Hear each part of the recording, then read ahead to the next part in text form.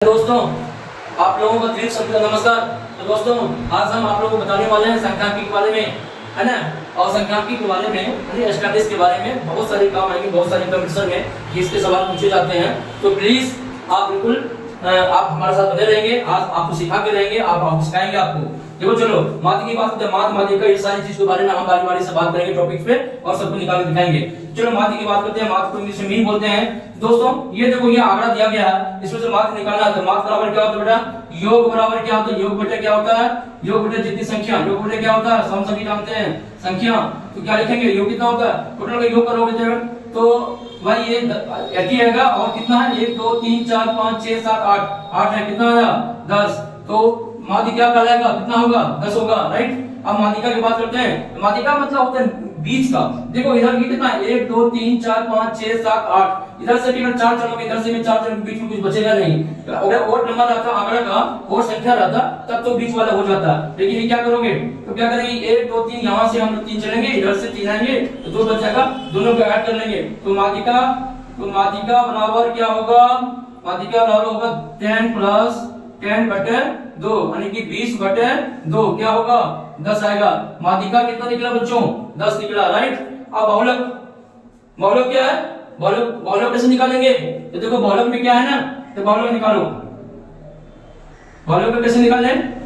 Mode कैसे निकालेंगे? तो देखो इसमें जो सबसे ज्यादा बार आया 10 जो है 10 कितने बार आया है? 1 2 3 4 बार। कितने बार आया है? 4 बार।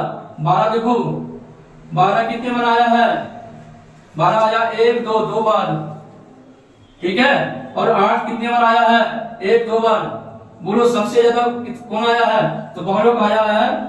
सबसे ज्यादा जो आया है 4 बार क्या आया? 10 आया। तो बहुलक क्या आ जाएगा? 10 हो जाएगा।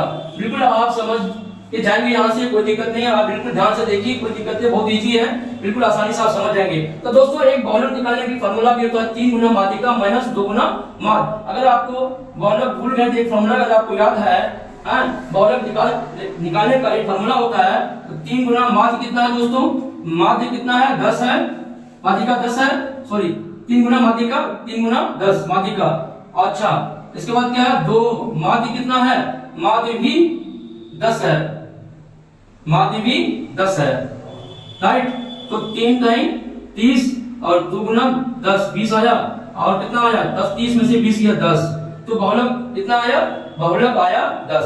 देखो यहाँ भी पहले से ही बहुलक निकाल के रखे हुए 10, ठीक है ना। तो इसमें भी आप आराम से कर सकते हैं, इस फार्मूला से भी बहुलक निकाल सकते हैं। 3 गुना माध्यिका माइनस और 2 गुना माध्य। तो करेंगे तो आपका बहुलक निकल जाएगा, मोड निकल जाएगा। अब आप परिसर की बात करते हैं बच्चों, रेंज की बात करते हैं।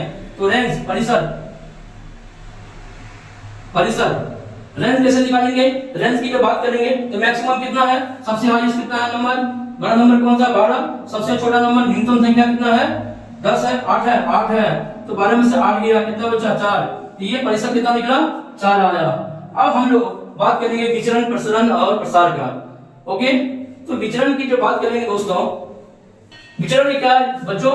जैसे हम क्या करेंगे, इसको असेंडिंग ऑर्डर में क्या करेंगे? इसको सजा लेंगे। 8 8 10 कितना बार आया? 1 2 3 4 बार आया है। 3 4 और 12 और 12 असेंडिंग ऑर्डर में इस तरह से हम डेकोरेट कर लेंगे, इसको सजा लेंगे। इसके बाद देखो क्या होता है ना, डिफरेंस निकालें। जितना माध्य आया ना और ये जो आंकड़ों का डिफरेंस निकालेंगे। तो देखो माध्य कितना आया है? माध्य आया है हमारा, माध्य कितना है? 10 है। तो देखो दोनों का डिफरेंस सबका डिफरेंस का स्क्वायर निकालेंगे, राइट। देखो 8 में से 10 गया, क्या होगा? माइनस 2 का स्क्वायर क्या होगा? 4 होगा।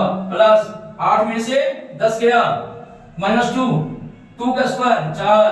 प्लस 10 में से 10 गया 0 का स्क्वायर 0। प्लस 10 में से 10 गया 0 0 का स्क्वायर 0। 10 में से 10 गया प्लस 0।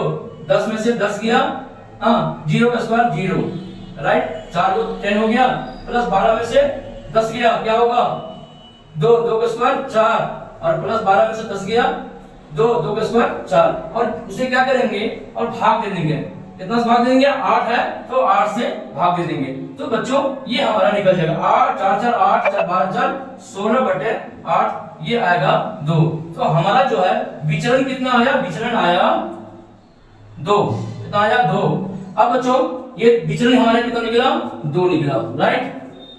2 निकला। अब मानक विचलन क्या है? मानक स्टैंडर्ड डेविएशन, इसको हम लोग बोलते हैं मानक विचलन।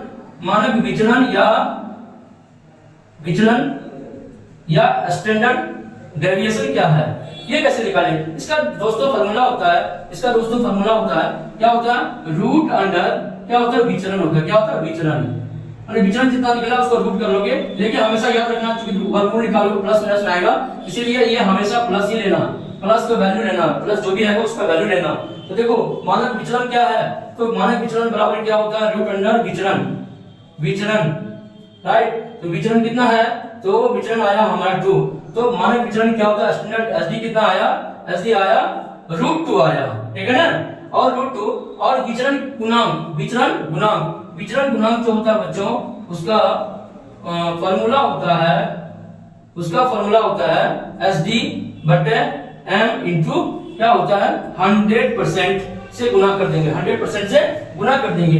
SD आया हमारा √2 और M है 10 और बटा 100%, एक जीरो कैंसिल हो गया, 10√2% आ गया। इस तरह से इसको तोड़ोगे तो निकल जाएगा। इस तरह से हम माध्य माध्यिका बहुलक परिसर विचलन, मानक विचलन गुणांक, ये सारी चीज के बारे में हमने आपको बताया।